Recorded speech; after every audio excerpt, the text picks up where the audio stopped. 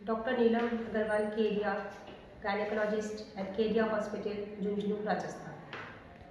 आज मैं बहुत थोड़ा परेशान भी हूँ, पजल्ड भी हूँ, बहुत अनोइंग हूँ, टेंस भी हूँ, क्योंकि जो आज केस मैंने डील किया वो ऐसा केस बार बार नहीं होना चाहिए। और it was not the first time. हर महीने एक आधा केस, हर महीने 1.5 महीने में ऐसा 1-2 केस ऐसे आते ही रहते हैं जो कि नॉर्मल चीज़ नहीं है, सही चीज़ नहीं है, सोसाइटी के लिए अच्छा नहीं है।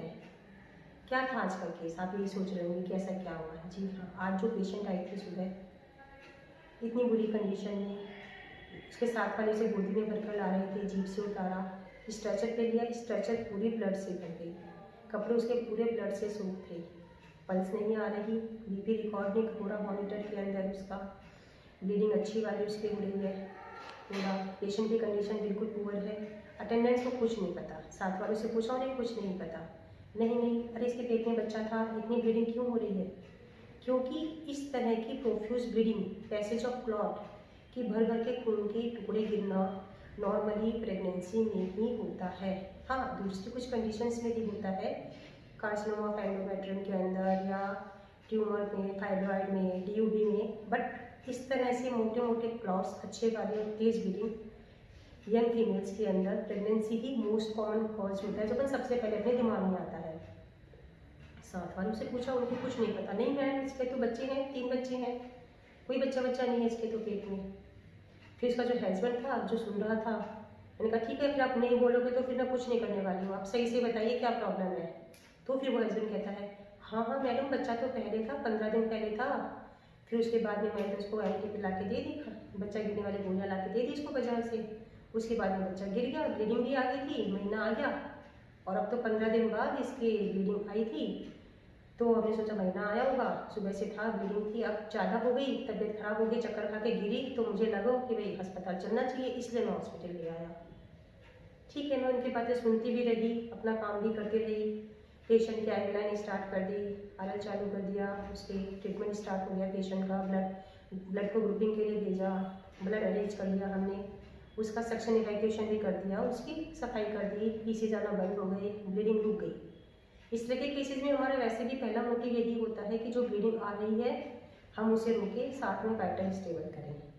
क्योंकि सिंपल सी बात है, पानी की टंकी में बड़ी से अगर नल खुली है तो सबसे पहले आपका काम है, आप उसमें पानी जितना भी डालोगे तो वो निकलता जाएगा।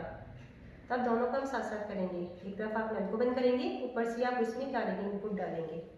हमने उसे 4 ब्लड लगे उस पेशेंट के, पेशेंट स्टेबल हो गई, बच गई, जिंदगी बच गई भगवान की दया से, thanks God, she saved. But ये चीज़ इतनी अच्छी नहीं थी, ऐसा नहीं होना चाहिए था।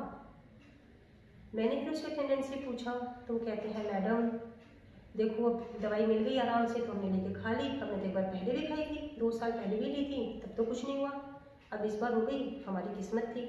ये किस्मत नहीं होती है, ये आपके साथ खेलना होता है कि आप जानबूझकर अपनी ज़िंदगी को खतरे में डाल रहे हैं।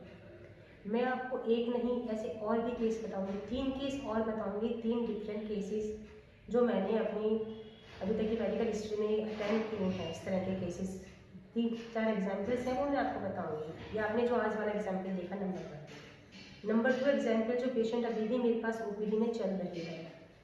शादी हुई, शादी के बाद प्रेगनेंसी लग गई, उस समय वो लोग बिल्कुल तैयार नहीं थे और उन्होंने इसी तरह से एक गोलियाँ लेकर खा ली। उन्होंने मीफेप्रिस्टोन मीजोप्रोस्टोल कॉम्बिनेशन लेके उन्होंने खा लिया, प्रेगनेंसी टर्मिनेट हो गई, कई दिन तक ब्लीडिंग होती रही, कुछ पीसेज अंदर रह गए, इन्फेक्शन रह गया, तो उसके बुखार बनने लग गया।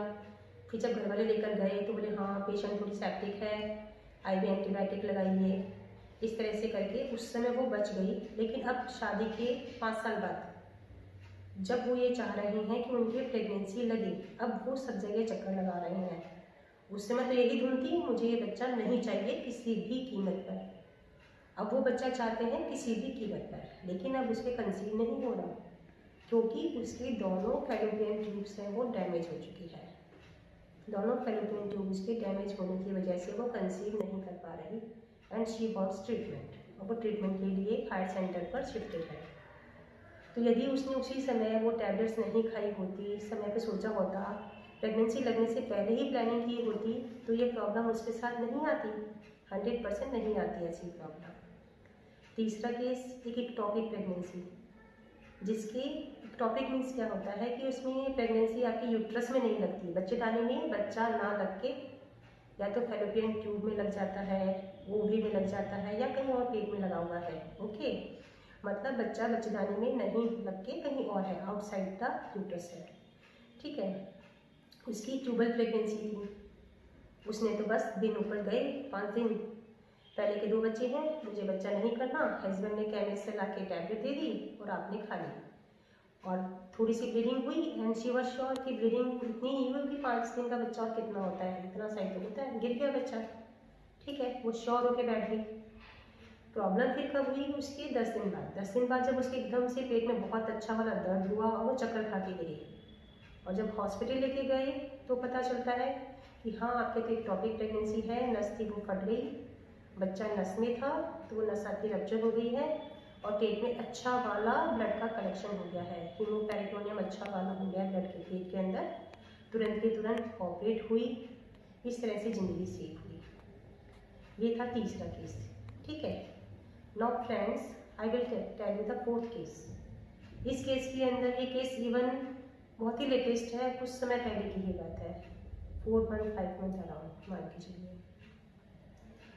42 ईयर की पेशेंट थी, पहले से उसके 4 बच्चे थे, दिन ऊपर चले गए उसने कुछ दिन तो ध्यान नहीं दिया, जब 15 दिन ऊपर गए तो उसने टैबलेट्स लेके खा ली, टैबलेट्स लेके खाई, ब्लीडिंग हो गई, शी वाज श्योर कि ठीक है ब्लीडिंग हो गई, मतलब पेशेंट क्या सोचता है, ब्लीडिंग हो गई मतलब बच्चा गिर गया, पीरियड्स आ गए मतलब बच्चा गिर गया, अब कोई प्रॉब्लम नहीं है। सेम उसने दवाई खाई, महीना आ गया, ठीक है, शी वाज श्योर कि हो गया क्लियर, अब कोई बात नहीं है। और उसके साथ प्रॉब्लम ये रही कि उसको हर महीने स्पॉटिंग होती रही, हर महीने 20 से 25 दिन के डिफरेंस में उसे कुछ कुछ स्पॉट्स लगते रहे, और वो ये सोचती रही कि इसके पीरियड्स आ रहे हैं, तो ठीक है बच्चा गिर चुका है, 42 की एज है, महीना जाने वाला है तो महीना चला जाएगा और कोई दिक्कत नहीं है। फिर जब 6ठे महीने तक वो पहुंच गई, तब उसके पेट में थोड़ी बहुत प्रॉब्लम थी कि पेट में क्या हो रहा है, इतना मोटा सा पेट क्यों हो गया है मेरा। फिर वो दिखाने आती है, तब उसे पता चलता है कि उसके पेट में 6 महीने का बच्चा है, जिसे वो मानने को तैयार नहीं, कैसे हो सकता है, मैं तो महीना भी आ रहा है, और गोली तो मैंने 6 महीने पहले खाई थी, उसके बाद तो डेट आ गई थी।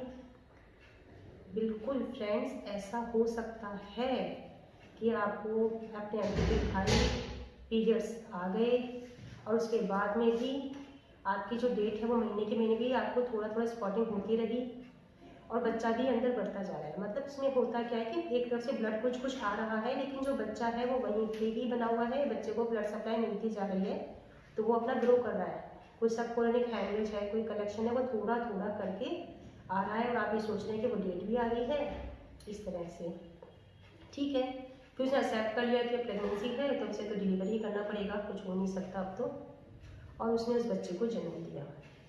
लेकिन उस बच्चे के अंदर प्रॉब्लम निकली, आई तो वो एज की वजह से हुई, उस बच्चे को प्रॉब्लम, उस बच्चे को जेनेटिक प्रॉब्लम थी, वो एज की वजह से हुई, टैबलेट्स की वजह से हुई, गॉड नोज किस क्या रीज़न क्या था ये मुझे नहीं पता, लेकिन उस बच्चे को प्रॉब्लम भी हुई, और अब उसे 42 की एज के अंदर उस बच्चे को कैरी करना पड़ रहा है। तो फ्रेंड्स, अगर आपने जो सारे केसेस देखे, यदि इनमें पेशेंट पहले डॉक्टर से मिला होता, उससे बताया होता, तो इस तरह की कंडीशन नहीं होती। मैंने आज वाला जो केस था उससे भी मैंने कहा भाई तुमने इतनी ब्लीडिंग हुई, तुमने डॉक्टर के पास तुम पहले सोच के ही ले लेते ना, क्या प्रॉब्लम थी। तो वो कहते हैं मैडम डॉक्टर के पास जाते, आने जाने में खर्चा लगता, फीस देनी पड़ती, फिर वो जांच कराता। नहीं, ऐसा नहीं है, इसमें लंबी चौड़ी जांचों की जरूरत नहीं होती। आप डॉक्टर के पास जाते तो अगर वो आपकी बेसिक जांच ही कराता, वो आपका हीमोग्लोबिन कराता, वो ये चेक करता है कि आपका हीमोग्लोबिन का स्टेटस क्या है, कितने पॉइंट खून है आप में, वो आपका ब्लड ग्रुप कराता, ताकि अगर कोई इमरजेंसी होती है तो हमें ब्लड ग्रुप पता होना चाहिए, तुरंत हम उस ब्लड को अरेंज कर सकें और तुरंत पेशेंट के ब्लड चढ़ाने में हमें लेट ना हो। वो तीसरी चीज़ आपकी सोनोग्राफी करता, वो ये कंफर्म करता कि आपकी प्रेगनेंसी कहीं इक्टॉपिक तो नहीं है। तो फ्रेंड्स, आप क्रैक से बचिए, मेडिकल प्रैक्टिस जो झूला छाप डॉक्टरों से बचिए, और जगह जगह मेडिकल स्टोर से लेकर इन दवाइयों को लेने से बचिए। या आपकी ज़िंदगी के साथ खेल रहे हैं। It is not good. आपको कुछ भी ट्रीटमेंट लेना है, आप डॉक्टर से मिलिए, डॉक्टर से कंसल्ट करिए, उससे पूरी बात पूछिए, अपनी लाइफ को यूँ खतरों में मत डालिए। डॉक्टर चाहे कोई भी हो, प्राइवेट डॉक्टर हो, गवर्नमेंट सेक्टर में कोई डॉक्टर हो, लेकिन आप गायनेकोलॉजिस्ट से मिले बिना, उससे कंसल्ट किए बिना एमटीपी जैसी खतरनाक गोलियों को आप इस्तेमाल ना करें। मीफेप्रिस्टोल, मिज़ोप्रोस्टोल को आप तभी यूज़ करें जब डॉक्टर प्रेस्क्राइब करे आपको, तभी यूज़ करें। Okay, thank you.